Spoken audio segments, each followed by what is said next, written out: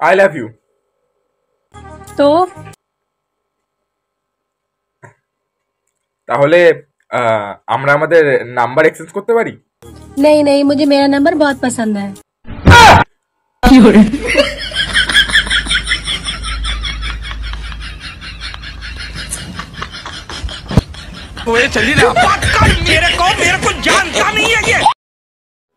কেমন হলো বল? ইন্ডিয়া পাকিস্তানে খেয়েছিস খেলা? হ্যাঁ দেখেছিস তুই? দেখবো না আবার?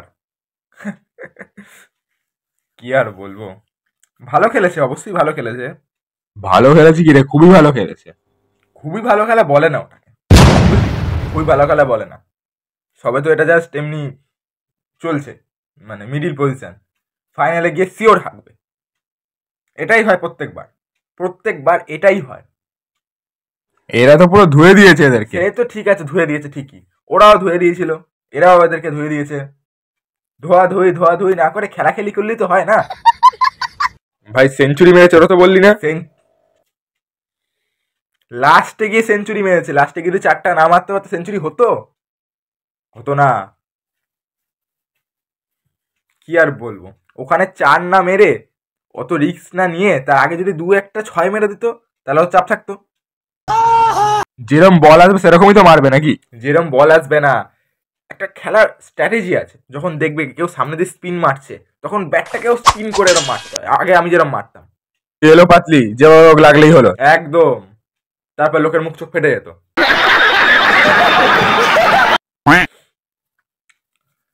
দেখ দেখ, যখনও এরকম কেউ যদি বলটা দিচ্ছে না, মানে যাতে ড্রপ খেয়ে উড়ে আসে মুখে লাগে, আমি ওদের ওইসব ভয়ের ব্যাটসম্যানরা সরে যায়। ওসব জায়গায় আমি থাকলে 100 কি, আমার ওই ওভারেই 200 টপকে যেত। কি করে হতো? একটা ওভারে 6টা বল মারতাম, প্রত্যেকটা বলে 6, প্রত্যেকটা বলে 6 মারতাম। আর এমন দূরে দূরে 6 মারতাম, বল আনার জন্য যা টাইম লাগতো আমি ততক্ষণে 100 করে রান নিয়ে নিতাম। যাই হয়ে গেছে, আর কি করার আছে। আমি তো ইন্ডিয়ার টিমের কোচ হতে হতে জাস্ট একটুখানিকের জন্য হলাম না, না হলে অসুবিধা আছে। অন্য কোনো টিম কোনোদিনও জিততেই পারবে না আমি যদি হয়ে যাই, বুঝলি? তো খেলার একটা ব্যালেন্স লাগবে, ব্যালেন্স। যদি একজনের পাওয়ার এই হয়ে যায় আর বাকি সবাই এরকম, আর পারবে? সবার লেভেল থাকতে, নাহলে কম্পিটিশনটা হবে কি করে? এই জন্য আমি আর কোচটা হলাম না, বুঝলি? নাহলে জিজ্ঞেস করবি রোহিত শর্মাকে, কোনো সময় যদি দেখা হয় যে যখন ও খেলতে পারতো না প্রথম প্রথম কিরকম শিখিয়েছিলাম খেলা। যাই হোক, তো ফাইনালে দেখা যাক কি করে। রাতে দেখি বিরাটের সঙ্গে কথা বলবো, একটু স্ট্র্যাটেজি দিয়ে দেবো, ঠিক আছে? চল ফাইনালে দেখবি, যদি জিতে যায়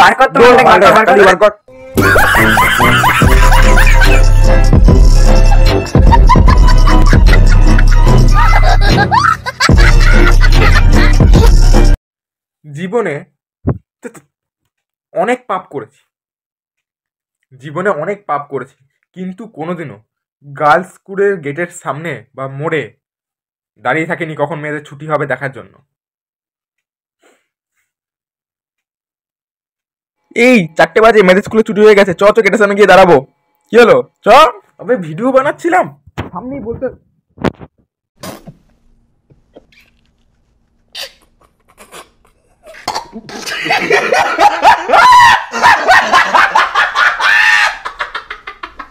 আজকালকার কিছু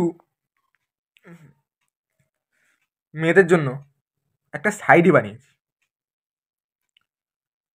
শুনে রাগ করলে তাতে আমার কিছু যায় আসে না, ভালোর জন্য বলছি ব্যাপারটা। শোনো আগে, সাইডে শুনে নাও। ঘরে নেই দাঁত মাজার ব্রাশ, ঠিক আছে? ঘরে নেই দাঁত মাজার ব্রাশ, আর মেয়ে বলে আমি নাকি সবার ক্রাশ।